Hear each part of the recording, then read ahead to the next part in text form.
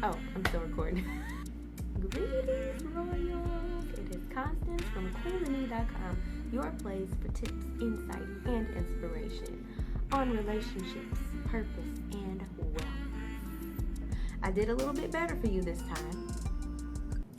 Girl did her hair.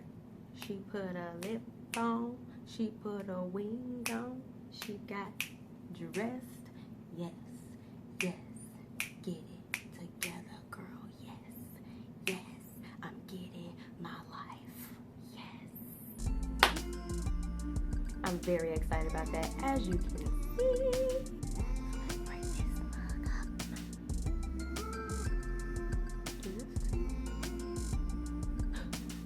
What's the one? Now, in my last blog, I mentioned a book by Debi Pearl that I was reading called Preparing to Be a Helpmeet. This is what it looks like once again. There it is. Preparing to be a helpmeet. Say hello to my sensational bookmark again, Mr. Rogers. I've named him now. I talked about how she categorized men into 3 different types.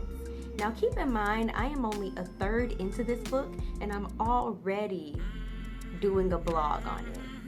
So if that is any indication that you need to go and order it right now, then I don't know what is. Listen, I could not wait any longer to share this information with you. And since I actually purchased the teaching edition of this book, I feel like I am well within my jurisdiction to do so. Now, because all men are created in the image of God, Debi, and yes, I'm using her first name because we cool like that now, and I'm only a third into her book, and we're cool like that. See how people do? Debi, my homegirl, or whatever, likens these 3 types of men to the 3 different forms of God. God the Father, Jesus, and the Holy Spirit. This mug is bright. But she calls these different types the king, the priest, and the prophet. So first, why not? Let's start with the king. So obviously, the king is likened to God the Father, and he is also called the command man. He feels that it is his purpose and responsibility to lead others, and he often ends up in places of authority. Surprise, surprise. His traits are that he sees the bigger picture and strives to help the biggest number, even if it cost him money or even his life. He's not as intimate or vulnerable when it comes to sharing his feelings, but he does rely on the support and reverence of his wife in order to grow as a leader and as a man. Any other time, he exudes confidence, but the only time you might see him get uncomfortable is around the helpless, the sick, or the dying. His ideal woman is loyal, faithful, obedient, and waits on him hand and foot. She knows how to serve with joy and keep her man encouraged. As the wife of a king, what you need to understand is that you will have to be on call every minute of the day. He's not going to allow you to engage in anything that's going to interfere with your position as his wife. He will correct you without hesitation. And if you at any time decide to become his opposition instead of his support, he will move on without you. The pros of being with the king is the fact that he's a king. Who doesn't want to be with the king? He's high in status. He is confident. He is a leader. He's in the forefront. He may get blamed for a lot as a leader, but he'll also be praised and adored and reverenced by a lot of people as well. And so will you, because you will be right there by his side as his queen. He will provide you with a sense of safety because he is always going to communicate exactly what he expects out of you. Once you prove your loyalty and your faithfulness to him, he will completely and utterly shower you with honor and adoration as his queen. I get so unique, I can hardly speak.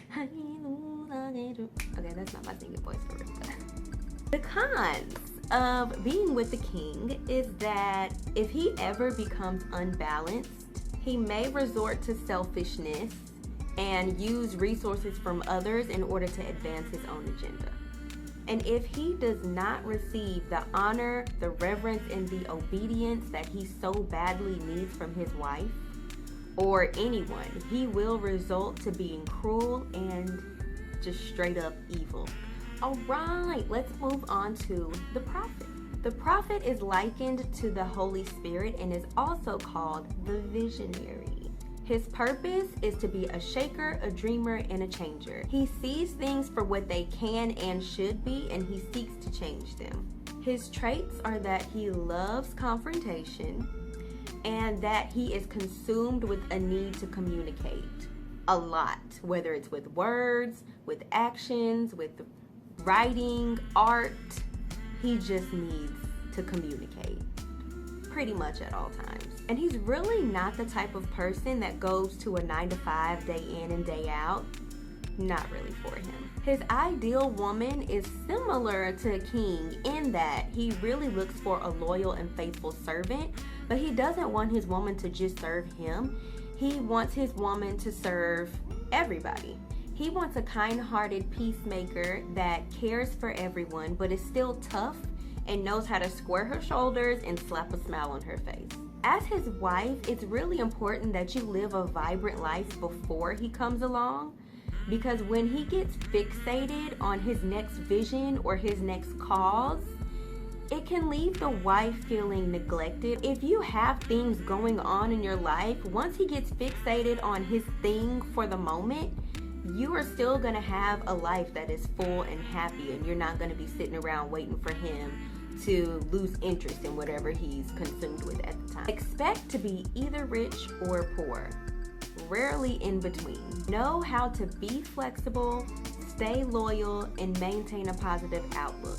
This is really going to serve you, because when you go from certain extremes to either poor or rich, those can have a really strong effect on your mental and spiritual and physical well-being. But if you guys can keep your love and loyalty with each other strong, then even in the midst of monetary or materialistic lack, you're still going to be strong as a couple. This next thing, I know it's kind of touchy for women. He may not notice that you slaved for hours over a meal. He may not even notice how good it tastes. What he does appreciate is a woman who is interested in his vision. If you can sit with him and you can ooh and ah over the thing that he is focused on at the moment, that's better than a good hot meal to him. So the pro about dating a prophet is that he might get fixed on a single issue for a while, but he'll fixate on you just as much. He is very romantic and passionate as a husband. He's the type of husband that will plan a romantic night on a whim. You'll never see it coming, and he'll just come in and sweep you off your feet. Okay, I'm back. The cons about dating a prophet is that he has a tendency to judge others as well as himself very harshly. And in the absence of wisdom, he may force others around him to go along with the agenda that he set for himself.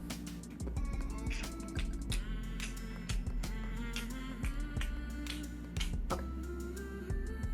Focus on this. You have 20% on your phone. Let's move on to the priest. The priest is likened to Jesus, and he's also called the steady man. His purpose is helping and comforting others. Let me just get some water.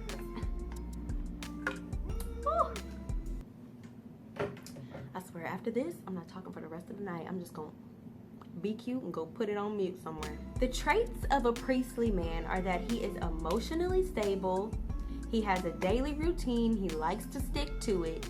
He's the kind of guy who can go to the same job and sleep in the same bed with the same woman for 40, 50, 60 years and be completely happy and content. He's a people person, and he's really skilled at comforting and helping those who are in need. Debi Pearl refers to him as the very necessary bridge between the prophet and the king. When it comes to the ideal woman of a priest, he has two women that he's mostly attracted to: a dreamer and a go-to girl. A dreamer is a creative woman, a writer, a sewer, a designer, an artist. She's the type of woman that spends her time developing her gifts and skills. A go-to girl is a strong, opinionated, organized, confident woman. Priests love these type of women because he doesn't want his ideal woman. Lord, let me get the necklace. What was I doing? Okay. Try to be cute. Try to finally be cute. Your necklace get all stuck. Okay. I'm good. Priests love these type of women because they want their woman to be self-sufficient, not only in day-to-day activities, but also in business. They are the type of men who want their women to explore their creative geniuses. Because of this, as the wife of a priestly man, you will be expected to show some initiative. If you are lazy or wasteful, this is highly discouraging to a priestly man. So those of you who like to, on a random Tuesday, want to lay on the couch all day and Netflix with some hot Cheetos, don't expect to meet a priestly man, or any man for that matter. How about that? It's really important for the wife of a priestly man to know that she should never expect to have her man all to herself. Because his purpose is to help other people are always needing him for something. So if you want some special alone time with your man, you're gonna have to book a vacation and you're gonna have to leave the phones at home. You will need to be gentle and humble and patient. Learn how to be still and listen. He may not expect you to cook, clean, or serve him, but he may want to do these things with you. So if you're the type of woman who is a perfectionist, then be careful that you don't discourage him from participating in things like this with you, because you could miss out on a lot of precious moments as a couple if you're worried about him doing it the right way, or that's not usually how I do it. That's gonna completely deflate him. The pros of marrying a priestly man is that you'll never have to worry about him taking you on an emotional roller coaster. And out of the three types of men, the priestly man most wants to please his wife. He avoids controversy and he never ever makes snap decisions. Some of the priestly man pros can also be considered cons, depending on what type of person you are. Avoiding controversy isn't always a good thing, because a priestly man might resort to people pleasing instead of confronting issues head on in order to figure out the root of them. Also, his tendency to take his time when making decisions may make a woman feel like she needs to take over. Some of us have that takeover spirit. I am yet praying for us. Jesus, fix it. A wife might also get irritated with the steadiness of a priestly man when she just wants someone to come and sweep her off her feet, someone to exercise spontaneity and take her on an adventure. It's not likely to happen with a priestly man. Now, I've only given you snippets of the information that's in this book, so I will highly advise you to order this book for yourself and to dive deep. I mean deep. Get this book, read this book, learn this book, and love this book, because let me tell you. And what I love about this book is that it doesn't matter if you've been married for 45 years or if you haven't had a date since 1995, because you've been on the couch every Tuesday binge watching Netflix and eating hot Cheetos. It doesn't matter. It doesn't even matter if you don't even know if you want to get married. This book is still going to be important for you, because at some point in your life, you are going to have an encounter and a relationship with a man. Whether it's your father or your brother, a co-worker, a friend, you need to know this information in order to be a helpmeet, not just as a wife, but in every area of your life. What I want to know from you guys is, what type of men are you encountering in your lives? What type of man is your husband? What type of man is your father? What type of man is your boss? And if you're single, I want to know the type of man that you think you want to marry. I want to know. Put it in the comments below. And another thing to remember is that every every man is not just one thing. A man is usually predominantly a king, a priest, or a prophet with a little bit of one or two of the others. You will rarely find a man who is a complete balance of all three. So I'm gonna go reward myself with the baby Ruth. Go ahead and drop your comment. I will see you same place, same day, next week. Bye.